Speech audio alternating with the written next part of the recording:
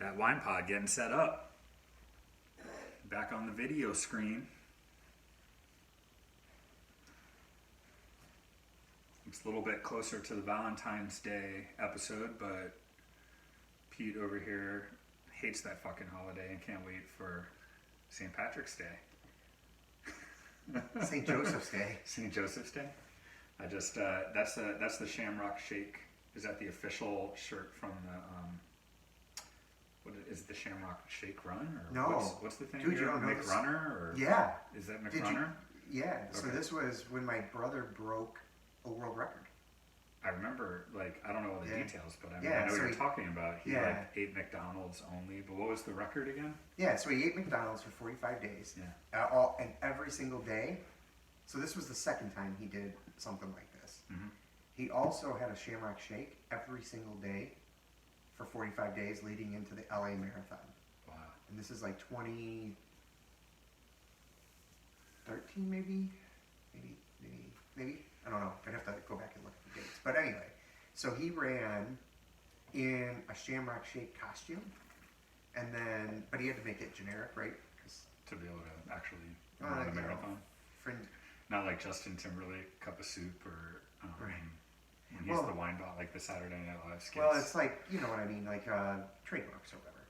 Mm. You know, so you got to be careful on that. Mm-hmm. But anyway, he set the record at the LA Marathon, fastest marathon dressed as a dairy product male.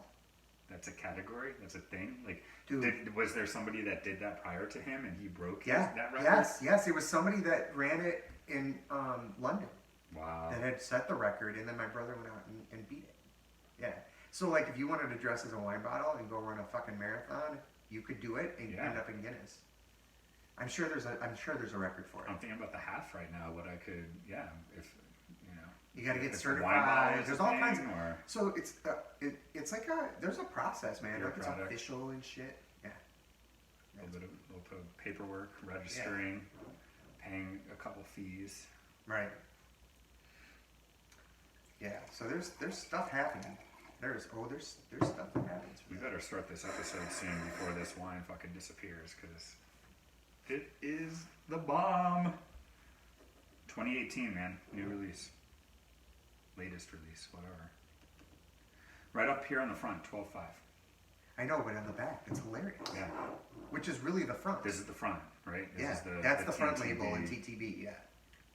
What needs to be approved? Mm-hmm. Well, both need to be. correct. They both need to be approved. But Like this can't say go fuck yourself. But this is technically the front label when you submit it. Okay. Well, it can say some things that you don't expect it to be able to say, right? But Yeah. I got it. All right, I think I got it. I think I got one for this week. Yeah, dude. This is a blend, I believe. We should know something about this wine, shouldn't we? I would have. Oh, I depend on you for that shit. Yeah, I know a good chunk about Occhipinti, a little bit of the story, What vintage is that? her philosophy, 2018.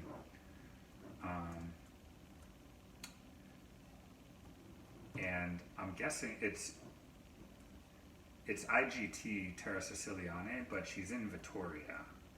And my guess is this is Nero d'Avola, Cerasuolo, Frappato, but not 100% Frappato. It's a blend. I bet it's Frappato Nero, maybe 50-50. I bet it's Frappato pretty Nero, big. Yeah, you said 17, right? 18. 18. I'm sorry. I bet it's mostly for Prado. I don't do any homework for this show. Are you kidding me? No, I do a little bit. I do a little bit, but Thanks for holding up your part. Oh, that's great. no. Hey, we didn't quite discuss that. We didn't suss that out. We didn't suss this one out. I thought you were doing the wine tech info. Yeah. All right. So luckily I got the Google machine. So Occhipinti. She's got a solid website. I don't I know. know. I'm going to her website real quick. Ariana. Gotta let all you nerds know exactly what's in it. Can't just drink it and enjoy it. Gotta know the blend and all this shit. Who cares? No, that's kind of important, right? Occhipinti wines. Fuck, man. This... Whatever. It's an Italian thing, but it's also an Occhipinti thing. It's got, you know, just the She's a badass. the vibrancy of this wine. It's one of these, you know, something else, like it strikes that emotional chord a little bit beyond the just the senses and the sensory aspect.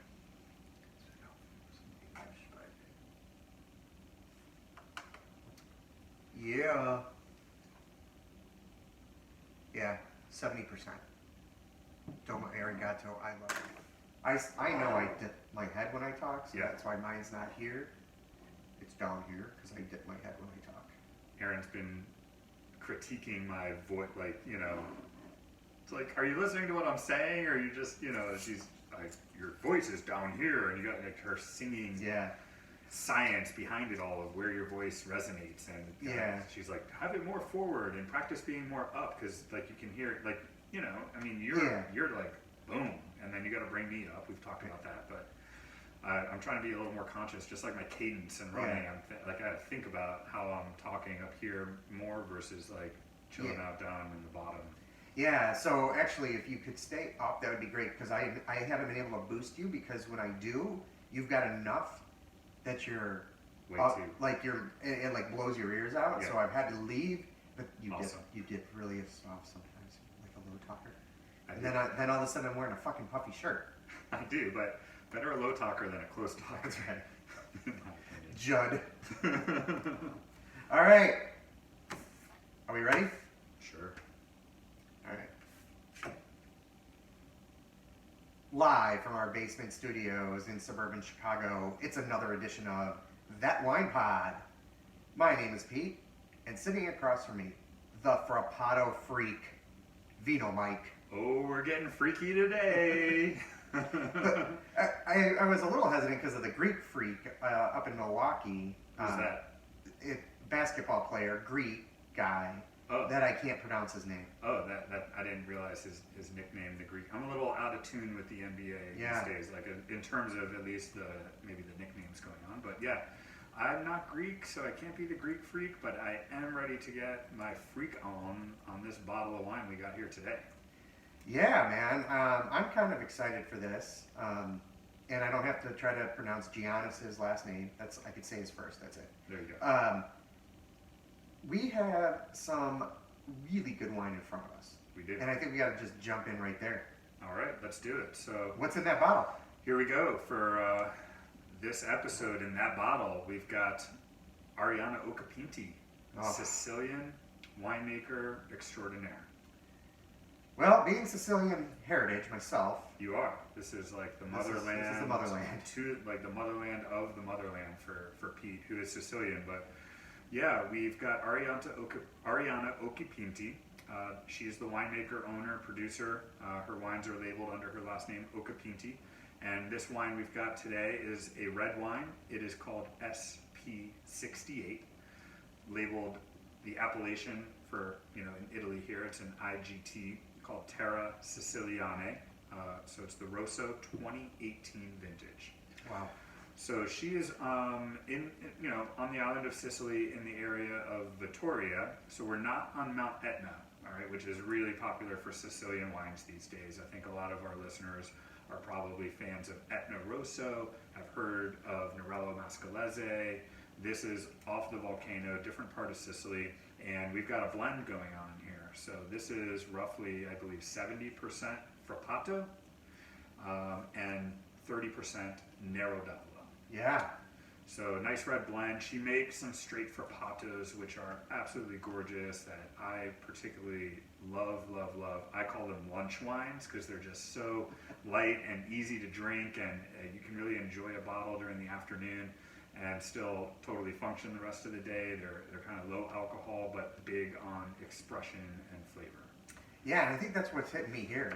For such a, I mean, it's like, this one's only coming in, clocking in somewhere between 11 and 14% alcohol according to the label on the Yeah. front. Yeah, and here we are in Sicily, right? Right. Like hot, warm. You would think, right? Like warm climate, hot, big, ripe, powerful wines. But yeah, this is labeled as 12.5 on the front, but on the back label, which is the front label, and we'll talk about one of these days, it is 11-14% is the range. So it's under 14%. Yeah, I mean, this is one that is a VinoMike clean off the microphone acidity. I mean, this is high acidity, juicy, but not in that ripe way. It's almost like tart, plum skin, more of a tart red fruit to me on this, right? Without a doubt. And I don't know, there's something so elegant about it, but yet mouth-filling and satisfying. Like it's not huge, like weight, full body, but it's just explosive or voluminous. Yes. In terms of the flavor. Yeah, it's very expansive on the palate, very broad.